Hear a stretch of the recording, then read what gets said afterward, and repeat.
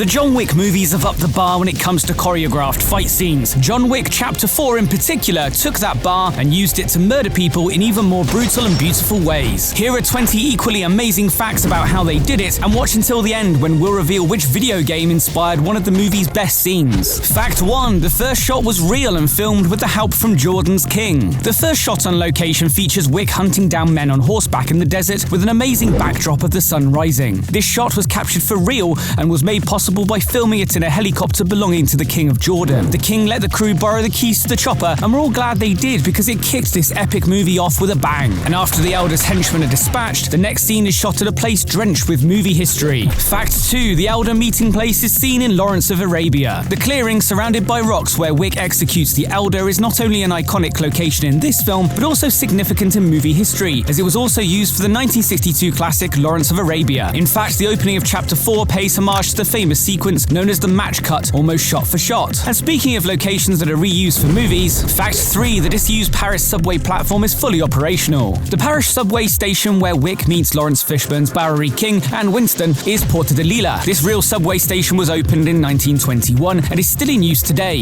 It's often seen in movies because this station has a disused platform that's still kept fully functional just for shooting, and not the John Wick kind. This means it can be rented out to filmmakers who want to film in Paris without disrupting anyone's commute. Renting the platform costs between 15,000 and 18,000 euros a day. But it's not just a huge amount of money that went into John Wick, there's also a huge amount of effort, especially from its star. Fact 4. Keanu Reeves spent 3 months training for the movie. To take the action to another level in this installment, as ever, Keanu Reeves wanted to leave as little to the stunt performers as possible, as he needed to use nunchucks, fire a gun while drifting, and use more weapons than an army firearms store. He had his work cut out. But as one of the most hard-working as well as nicest men in Hollywood, Keanu was up to the challenge and spent 12 weeks working on his skills before it came to the shoot. One of the reasons it took quite so long was for one particular scene. Fact 5. The Arc de Triomphe scene was a huge challenge. Director Chad Stahelski had his work cut out with this scene. He uses a combination of techniques to pull off this staggering sequence. This included stunt performers, stunt drivers, real cars, fake cars, wires, foam, and a lot of people who got hit by cars for real. Like most John Wick set pieces, it was a highly choreographed sequence, so much so that it needed different coloured cone markers on set. This was so all the stunt drivers knew which lane they were supposed to be in, as well as little spot markers like the game Twister, so everyone knew where to stand.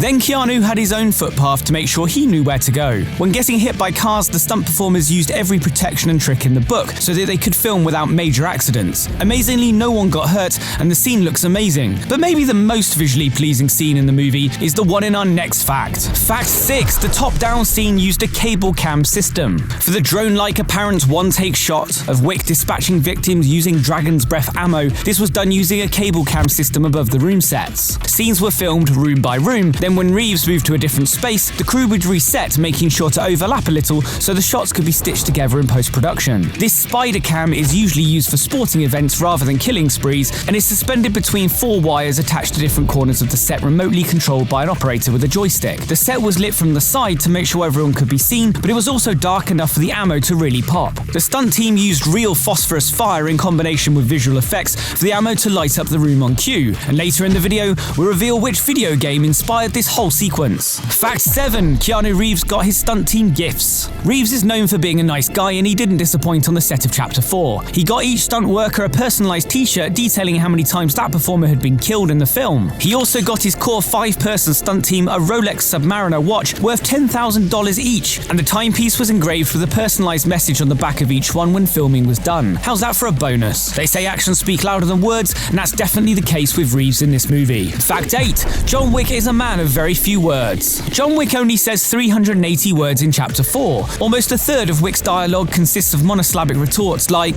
yeah. Not really. Director Chad Stahelski revealed that Wick doesn't have a lot of dialogue because Reeves stripped out roughly half of the words written for him. The longest line that Wick has in the movie is with Shimatsu Koji when he says, You and I left a good life behind a long time ago, my friend. Fact 9. A combination of effects was used when Wick jumps onto the van. After unleashing his dragon's breath, Wick eventually leaves the Paris apartment via a window and landing on a roof of a van, rolling off and continuing on his merry way. This scene was a mix of world-leading stunt work, special effects, and some visual effects intervention. Keanu's stunt double jumped out of a third-story window. He landed on a load of boxes as high as the roof of the van. Then after the stunt was filmed, the van was put into the shot digitally. A hydraulic system was used to pull the roof in on a real van to get the crumple effect the team were looking for. Some trickery to blend it all together led to an excellent final shot. Fact 10. Wick kills a lot of people. The kill count just for Reeves' character is 151 people in this movie. Unsurprisingly, for a movie that's almost 3 hours long, this is the most out of the 4 films. He ends 77 people in the original film, murders 116 in the second, and 94 people in the third part. If you're counting, that's 438 unlucky souls. So much so that some of the stunt crew in the 4th movie died as many as 20 times. And if they ever forgot that, they could look at the gift they got from Keanu. Fact 11. The Stair Fall was there to symbolize the franchise. Wick falls down the steps leading to Paris' Sacré-Cœur Cathedral after killing countless enemies and getting so close to the top. It's a weirdly tragic but comic moment, and it's not by chance. Stahelski and his screenwriter Michael Finch wanted to use the sequence to wrap the whole movie up in one set piece. 35 stunt performers were used for it, and many had to take hits on real stone steps. For added protection, some of the steps had hidden padding that could be removed with visual effects, but sometimes not. Fight coordinator Scott Rogers considered the scene a badge of honor that there were no concussions suffered by his team. Hopefully he got a performance-related bonus for his work. Speaking of which, there's definitely someone in that scene that deserves to be recognized. Fact 12. Reeves only uses a stunt double once on the steps. According to Stahelski, Keanu Reeves performs everything on the steps himself, except for the really big stair fall. That task fell to his double, Vincent Bouillon, whose second take, captured with a cable camera, was the one that was used. The first take was a dud because he got stuck on a railing. Reeves must have been grateful because he personally invited his double to the Paris premiere of the movie. Then again, this was probably just the actor being a saint as usual. Fact 13. Scott Adkins' fat suits became waterlogged. Martial arts actor Scott Adkins was a huge Keanu Reeves fan, so when he got the call saying that he'd been chosen for the role of killer and he'd be fighting the action superstar, he was thrilled. He was less thrilled by the fact that his fat suit was already heavy to start with, let alone when it got waterlogged during the club fight scene. Despite this, he still managed to pull off some impressive moves for a big man. And while we're on characters with impressive moves, fact 14. Caine went through a significant change of style. Donnie Yen's character was initially named Shang or Chang and had a costume with a Mandarin collar. Yen felt the character played too much on Asian stereotypes, so he worked with Stahelski and the director rewrote the character to give him the name Caine and have him wearing a suit like a lot of the other assassins in the movie. Yen also had some creative license with some of the fight scenes as well. Fact 15. Caine's wind-up punch was a homage to a fighter. During the opening action sequence, Caine shows what he can do without being able to see. As part of that, he lays some quick-fire punches on someone before winding up for a big haymaker. This was all Donnie Yen's idea. The chain punches are a signature move from his Ip Man franchise, and the big finish is a homage to Sugar Ray Leonard, which he also likes to add to his movies. Fact 16. Lance Reddick died just a week after filming. The New York Continental's loyal concierge Sharon is killed in Chapter 4, and Lance Reddick tragically lost his life to heart disease just after filming concluded. The news hit Reeves hard, as he'd previously sent the veteran actor a letter explaining just how important he was in grounding the franchise. There's no doubt the John Wick universe wouldn't be the same without this important character. And there's another character in Chapter 4 that doesn't say much but has made a big impression on audiences. Fact 17. Klaus is a reference to Groot and also a real bouncer. Sven Marquardt plays Wick's chaperone Klaus in Chapter 4 and only ever says one line.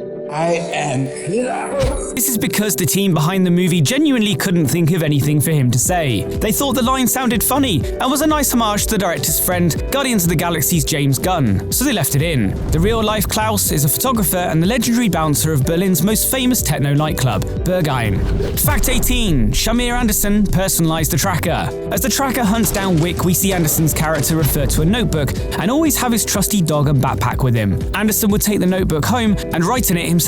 He also filled the backpack up with personal items like dog toys, treats, and lighters engraved with his name. This was to give the character a bit more backstory. The actor has also revealed that he used the Joker as inspiration for the tracker, in as much as they share mysterious pasts. Fact 19. The Continental was purposefully destroyed but not demolished. Visual effects studio The Yard were tasked with the marquee's demolition of the New York Continental, but it was important to leave it standing. The team made sure to have virtual explosives go off on every floor, with a huge amount of detail, right down to pool chairs flying off the top floor balcony. The ground level view of the explosive aftermath was filmed on a green screen stage so that Winston and King could be inserted. Rodeo FX started the work, teaming up with fellow effect houses WeFX, Blur, and Christian Kelsler, all helping to create the final version of this scene. Fact 20. One of the best scenes was inspired by a video game. The top-down shot of John Wick creating havoc in a Parisian apartment is so good we've come back to it. But where did Chad Stahelski get the idea from the scene from? The director saw a video game and loved the bird's eye view of the action, twinned with big muzzle flashes. The game was Hong Kong Massacre, and I think we can all agree the visuals of this sequence owe a huge debt to this eye-catching game.